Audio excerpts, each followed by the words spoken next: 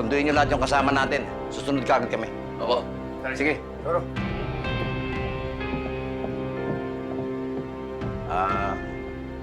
Tinding. Dumito ka na muna, ha? Bigyan mo ng pagkakataon yung sarili mong magluksa. Salamat, Kong. Kong, mga kasama, si Evelyn nandito na. Oh, Evelyn! Evelyn! Mabutit na kalaya. Kamusta ka? Maraming salamat ho sa lahat ng tulong niyo para makalaya ako. Pero may problema ho tayo.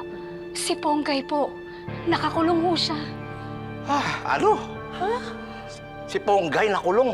Opo, Congressman. Nalaman ho kasi ng mga pulis ang koneksyon niya kay Tanggol. Mabuti na lang ho, hindi niya sinabi na may ugnayan pa din tayo kay Tanggol eh. Kaya lang ho, may nagtangka ho sa buhay ni Ponggay. Nasaksak ho siya sa loob ng selda. Oh, Nasaan siya ngayon? Anong lagay niya? Naisugod na ho siya sa ospital. Kakakausap ko lang ho kay Chona. Sabi po niya, maayos na po at ligtas na po ang lagay ni Ponggay. Sino nang nagtangka sa buhay niya? eh sino pa? Kung gumawa niyan mga girero. Sigurado yan. Kailangan natin si Ponggay sa labang ito. Ano bang tulong ang maibibigay natin sa kanya? Kakausapin ko yung kakilala kong abogado para matulungan siyang mapalaya.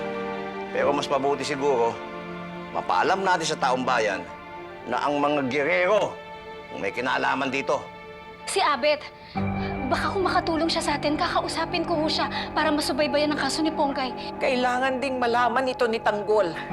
Tindi, alam na ba ni Tanggol ang sinapit ng kapatid niyang si Santino? Ako ang